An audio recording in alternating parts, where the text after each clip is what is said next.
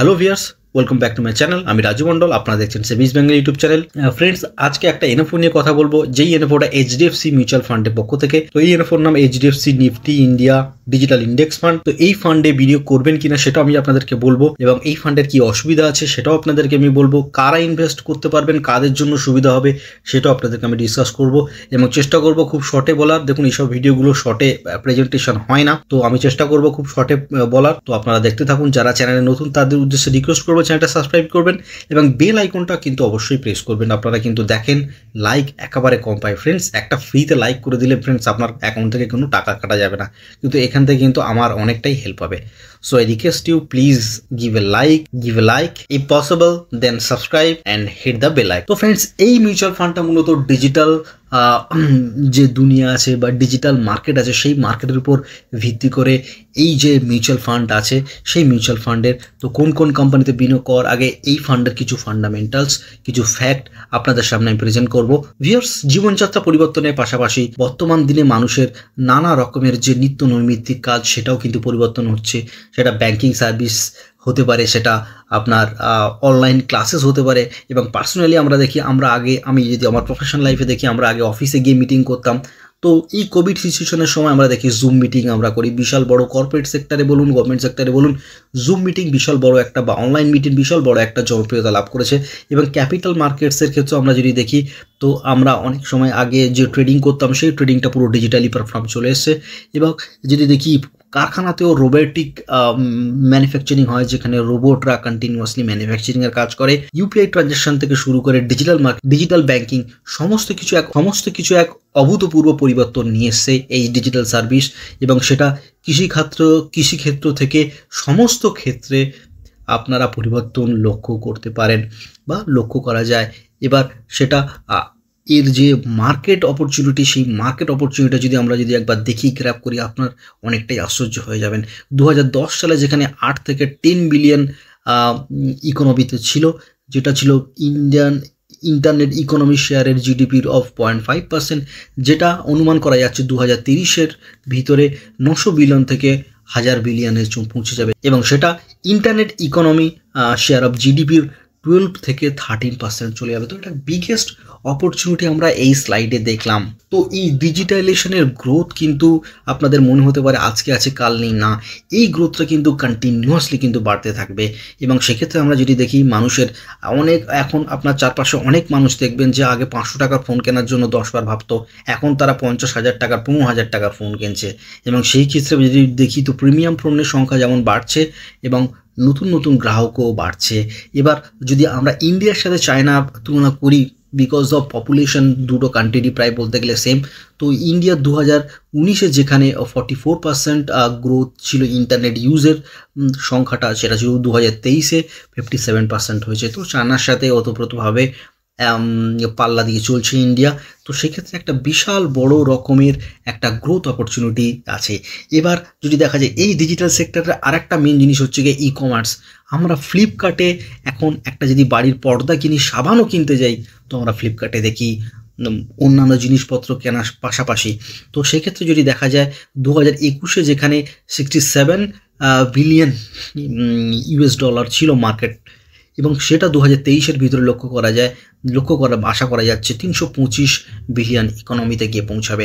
এবং সেক্ষেত্রে যদি অন্যান্য দেশের সাথে, যদি গ্লোবাল যে দেশের সাথে যদি কম্পেয়ার করি, তো ইন্ডিয়ার যে গ্রোথ অপরচুনিটি এখানে কিন্তু অনেকটাই আছে, এখনও কিন্তু অনেক পোটেনশিয়ালিটি আছে। যেই গ্রোথটা আমরা যদি বেঞ্চমার্ক গ্রোথ যদি ধরি, চায়নার 25%, যেখানে ইন্ডিয়ার 8%, তো এই জায়গার একটা বিশাল রকম বড় জায়গার আছে। আর ফুড ডেলিভারিও সেই জায়গায় কেন পিছিয়ে থাকবে? আমরা পার্সোনালি, আমিও আগে ফুড ডেলিভারি আমি দোকানে গিয়ে খাবার কিনতাম, এখন কিন্তু আর কিনি না। এখন আমি চেষ্টা করি যে অনলাইন থেকে খাবার কেনার। তো সেক্ষেত্রে আপনারাও অনেকে আছে যারা পিছিয়ে পড়বেন কেন? সেক্ষেত্রে যেটা দেখা যায়, 22-এর যে ইকোনমি ছিল 398, এবং 2024-এ সেটা এসে দাঁড়িয়েছে কারেন্টলি 569। তো একটা হিউজ ম্যাসিভ অপরচুনিটিস আছে এই জায়গা বা এই সেক্টরের, ফুড ডেলিভারি সেক্টরের। তো সেক্ষেত্রে অনেক মানে প্ল্যাটফর্মই আছে, অনেক এরিয়া আছে যেটা আনটাচড হয়ে আছে। আরেকটা জিনিস দেখা যায় যে, আমরা আগের একটা প্রেজেন্টেশনে আপনাদেরকে আমি বলেছিলাম যে বর্তমান দিনে কিন্তু টার্ম প্ল্যান বিশাল বড় একটা ভূমিকা নির্বাহ করছে, যে কোনো ইন্স্যুরেন্স কোম্পানির জন্য বা যে কোনো মানুষের সিকিউরিটির জন্য। তো সেক্ষেত্রে যদি দেখা যায় পলিসি বাজার একটা অনলাইন প্ল্যাটফর্ম, যেখান থেকে কিন্তু মানুষের নিত্য নৈমিত্তিক বা কোয়ারি টার্ম প্ল্যান নিয়ে মানুষের ইনকোয়ারি সেই সংখ্যাটাও বাড়ছে এবং তার পাশাপাশি সেলও বাড়ছে। যদি দেখা যায় এই ফিনান্সিয়াল ইয়ারে 2025 ফিনান্সিয়াল ইয়ারে 23% গ্রোথ আমরা দেখতে পেয়েছি এবং কারেন্ট এসে যদি সেই কারেন্ট এবং ফিউচার ফিনান্সিয়াল ইয়ারে 2033-এ 5.7% আমরা গ্রোথ দেখতে পাবো। এবং এর পাশাপাশি আর একটা জিনিস হয়ে যায় বন্ধুরা, আমরা এখনও আছে, আমিও পার্সোনালি আমার যে ব্যাংকের আমার অ্যাকাউন্ট আছে, স্যালারি অ্যাকাউন্ট আছে, সেখান থেকে আমি চাইলে চেষ্টা করলে অনলাইন লোন আমি পেতে পারি।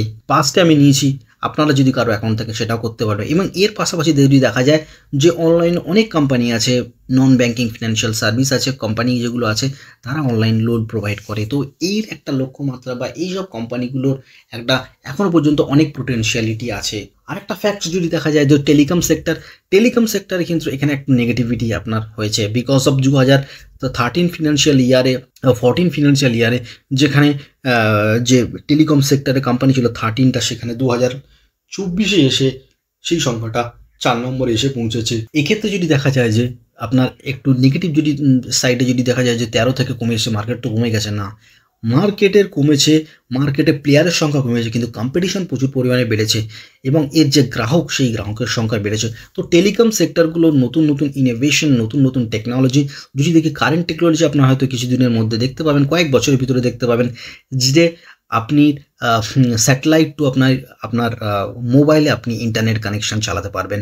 তো এই টেকনোলজির জন্য যে প্রাইভেট প্লেয়ার আছে এবং গভর্নমেন্ট প্লেয়ার আছে লাইক ভোডাফোন, বিএসএনএল, ভোডাফোনকে কেন বললাম বিকজ 33% স্টক শেয়ার আছে গভর্নমেন্টের, এবং এয়ারটেল, জিও, এই সব কোম্পানিগুলো এবং এর পাশাপাশি বিদেশি কোম্পানি টেসলা, সেই কোম্পানিগুলো মুখে আছে নতুন ইনোভেশনের ভিতরে ওয়্যারলেস ডেটা কানেকশন প্রোভাইড করতে, যেটা কিন্তু কোনো টাওয়ারের উপর ডিপেন্ড করবে না, থ্রু স্যাটেলাইট থেকেই চলবে। তো এই আইটি সার্ভিস কেন পিছিয়ে থাকবে? আইটি সার্ভিসের যদি গ্রোথ রেট দেখা যায় তো ভারতবর্ষে সারা বিশ্বে যে সমস্ত আইটি সার্ভিস দেওয়া হয়, টেকনোলজি নিয়ে সার্ভিস দেওয়া হয়, তার মধ্যে কিন্তু ভারতবর্ষের কন্ট্রিবিউশন অনলি 10%। তো একটা বিগেস্ট অপরচুনিটিস আছে এই আইটি এক্সপোর্টের দিক থেকে, যে কোম্পানিগুলোর বা এই গ্রোথের পিছনে কাজ করে চলেছে, আপনার টিসিএস কাজ করে চলেছে, এইসব যে গ্রোথের পিছনে কাজ করে চলেছে, উইপ্রো কাজ করে চলেছে, মাহিন্দ্রা কাজ করে চলেছে, অন্যান্য কোম্পানিগুলো কাজ করে চলেছে কন্টিনিউয়াসলি, ভারতীয় কোম্পানিগুলো কাজ করে চলেছে। এবং সেক্ষেত্রে যদি দেখি তো এই যে ক্লাউড স্টোরেজ, এই যে এআই বেসড টেকনোলজি, এই টেকনোলজিগুলোর কিন্তু মাত্রা দিনের পর দিন বেড়ে যাচ্ছে এবং দেশীয় যে কোম্পানি যেগুলো আছে সেই কোম্পানিগুলো কিন্তু তাদের যে আইটি এক্সপোর্টের পরিমাণটাও বাড়াচ্ছে এবং যার ফলে আমরা বিগেস্ট একটা অপরচুনিটি, বিগেস্ট একটা মার্কেট, আনটাচড মার্কেট আমরা দেখতে পাচ্ছি, যেটা পক্ষান্তরে যদি বলা হয় তো ভারতবর্ষ অনেকটাই কম্পিটিশন ফ্রি মার্কেট। যদি কোয়ালিটির দিকে দেখতে হয়, ভারতবর্ষের IT quality far better then other country. প্রথমত হচ্ছে কস্টলি কম এবং কোয়ালিটিও ভালো। তো যদি এই আইটি যে রিটার্ন যে কোম্পানিগুলো যদি দেখা হয় নিফটি 50-র সাথে যদি কম্পেয়ার করে যদি দেখা হয় তো 2023 যেখানে নিফটি 2023 ফিনান্সিয়াল ইয়ারে নিফটি 50 যেখানে 14.8% রিটার্ন প্রোভাইড করেছে, সেখানে আইটি ইন্ডেক্স প্রোভাইড করেছে 28.5%। এবার ফ্রেন্ডস, এইসব আনটাচড মার্কেটের যদি আপনার টেস্ট বা আনটাচড মার্কেটের যদি আপনার রিটার্ন অপরচুনিটি নিতে হয় বা একে ক্যাশ ইন করার জন্য এই যে এনএফও স্ট্র্যাটেজি মেনটেন করছে, 50% সফটওয়্যার এবং আইটি এনেবল সার্ভিসে বিনিয়োগ করছে, যেগুলো কিন্তু মূলত এক্সপোর্ট করবে, এবং 50% ই কমার্স কোম্পানি এবং ফিনটেক কোম্পানি, যেগুলো যার মধ্যে উদাহরণ হলো হচ্ছে গিয়ে পিবি ইনফোটেক, জোম্যাটো, সুইগি, এইসব কোম্পানিগুলোতে মূলত বিনিয়োগ করবে। এবং এই যে ইউনিভার্স হবে 500টা কোম্পানির ভিতর থেকে চুজ করবে, তার মধ্যে লার্জ ক্যাপ এবং তার মধ্যে লার্জ ক্যাপ, স্মল ক্যাপ, 3টে ক্যাপই আপনি দেখতে পাবেন। এবং এর যে রিব্যালেন্সিং ফ্যাক্টরও কিন্তু থাকবে, যে ইজ নট এ যে ইন্ডেক্স ফান্ড মিনস কি আপনার প্যাসিভ ইন্ডেক্স ফান্ড, রিব্যালেন্সিং ফ্যাক্টরও কিন্তু আমরা দেখতে পাবো, যেটা কিনা মার্চ, জুন, সেপ্টেম্বর, ডিসেম্বর এই কোয়ার্টার অনুযায়ী তারা কাজ করবে এবং এই কোয়ার্টার অনুযায়ী কিন্তু তারা কাজ করে চলবে। এবং পোর্টফোলিও রিভিউ করবে কিন্তু সেমি অ্যানুয়াল, মানে 6 মাস অন্তর অন্তর সেই কোম্পানিগুলোর, এবং পোর্টফোলিও রিভিউ করবে সেমি অ্যানুয়াল মার্চ এবং সেপ্টেম্বর কোয়ার্টারে।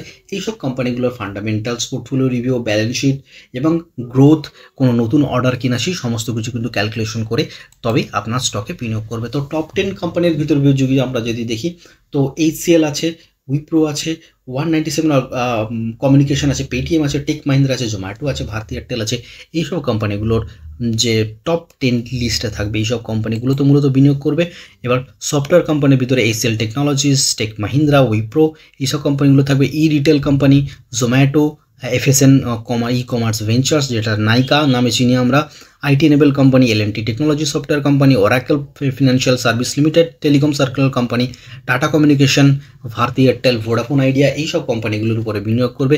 ট্যুর সার্ভিস রিলেটেড সার্ভিস যেমন আইটি, আইআরসিটিসি এইসব কোম্পানিগুলোর উপরে মূলত বিনিয়োগ করবে। সিন্স ইনসেপশন এই ক্যাটাগরি রিটার্ন দিয়েছে 13.3% এবং নিফটি 50 টিআরআই সেখানে রিটার্ন দিয়েছে 14.8%। এক বছর রিটার্ন দিয়েছে এই সেক্টর 44.4% এবং সেখানে নিফটি 50 টিআরআই 28.4% রিটার্ন দিয়েছে। তো বিগেস্ট একটা অপরচুনিটি আমরা কামিং ডেজে লক্ষ্য করতেই পারি। আর যদি দেখি তো ওয়াইটিডি পারফরমেন্সে যদি দেখা যায় তো এই সেক্টর 2024 ফিনান্সিয়াল ইয়ারে 52% রিটার্ন দিয়েছে, যেখানে নিফটি 50 টিআরআই 30.1% রিটার্ন দিয়েছে এবং নিফটি 500 টিআরআই 40.5% রিটার্ন প্রোভাইড করেছে। তো আপনারা দেখতেই পাচ্ছেন যে 2024-এ বিশাল বড় একটা জাম্প। এই জাম্পের কারণ হচ্ছে ডিজিটাল ইন্ডিয়া। তো এই ডিজিটাল ইন্ডিয়াতে আমরা যদি অংশীদারিত্ব নিতে চাই বা আমরা যদি ওই ফায়দাটাকে কাজে লাগাতে চাই আমাদের, এবং পাশাপাশি আমাদের যে ফিনান্সিয়াল পোর্টফোলিও সেটাকে বাড়াতে চাই এবং নিজেদের টাকা যদি বাড়াতে চাই, তো অবশ্যই আমাদের বিনিয়োগ করতে হবে HDFC Nifty India digital fund index fund. এই মিউচুয়াল ফান্ডগুলো যে আমি আগের কথা বললাম সেই সব কোম্পানিগুলোতে মূলত বিনিয়োগ করবে এবং এই সব কোম্পানিগুলোর কিন্তু লোয়ার কস্ট আপনি দেখতে পাবেন এবং ডাইভার্সিফাই পোর্টফোলিও আপনি থাকবে, যেখানে আপনার নিত্য নৈমিত্তিক যে কাজের সাথে যেসব কোম্পানিগুলো যুক্ত থাকে এবং তার পাশে আইটি সেক্টরের সাথে সব কোম্পানিগুলো যুক্ত থাকে সেই সব কোম্পানিতে মূলত বিনিয়োগ করবে। এই মিউচুয়াল ফান্ডের প্লাস পয়েন্ট বিগেস্ট অপরচুনিটি সবার জন্য, আপনার জন্য, সবাই মিউচুয়াল ফান্ড করতে পারবে। দ্যাট ইজ 100 টাকায় আপনি লামসাম এসআইপি এনওফো যেটা আপনার মনে হয় সেটা আপনি করতে পারেন। এই মিউচুয়াল ফান্ড শুরু হচ্ছে 22শে নভেম্বর, চলবে 6 ডিসেম্বর পর্যন্ত। মানে 100 টাকা আপনি এনওফোর জন্য অ্যাপ্লাই করতে পারবেন, কোনো এক্সিট লোড নেই, যখন খুশি তুলুন, যখন খুশি বেরিয়ে যান। এটা একটা ইন্ডেক্স ফান্ড, এর যে বেঞ্চমার্ক হতে চলেছে Nifty India digital index fund. এই মিউচুয়াল ফান্ডে আপনি বিনিয়োগ করতে পারবেন এবং মিনিমাম যে এক্সপোজার থাকবে ইকুইটিতে 95%, ম্যাক্সিমাম থাকবে 100% এবং আদার্সে থাকবে 5% এক্সপোজার আপনি দেখতে পাবেন। এই মিউচুয়াল ফান্ডের রিস্ক বাই ডিফল্টই হাই। তো যখনই আপনারা বিনিয়োগ করবেন তখন আপনারা নিজের দায়িত্বে বিনিয়োগ করবেন বা যে আপনার যিনি পরামর্শদাতা আছে তার সাথে অবশ্যই একবার কথা বলে নেবেন ফ্রেন্ডস। আর লাস্ট পজিশনে চলে এলাম, এই ফান্ডে বিনিয়োগ করবেন কিনা অবশ্যই আপনার পোর্টফোলিওতে আপনি এই ফান্ডে রাখুন। কামিং ডেজে কিন্তু দামদার রিটার্ন দেবে, এর জন্য আপনাকে সময় দিতে হবে। কারেন্ট মার্কেট সিনারিও অনুযায়ী আপনি হঠাৎ করে দামদার রিটার্ন পাবেন না।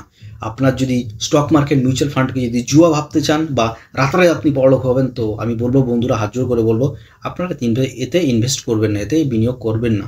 আপনার যদি ফিউচার লং টার্ম ইনভেস্টমেন্টের যদি কথা ভাবেন তাহলে অবশ্যই এই মিউচুয়াল ফান্ডে বিনিয়োগ করুন এবং আপনি এসআইপি লামসাম যে কোনো মোডে বিনিয়োগ করতে পারেন।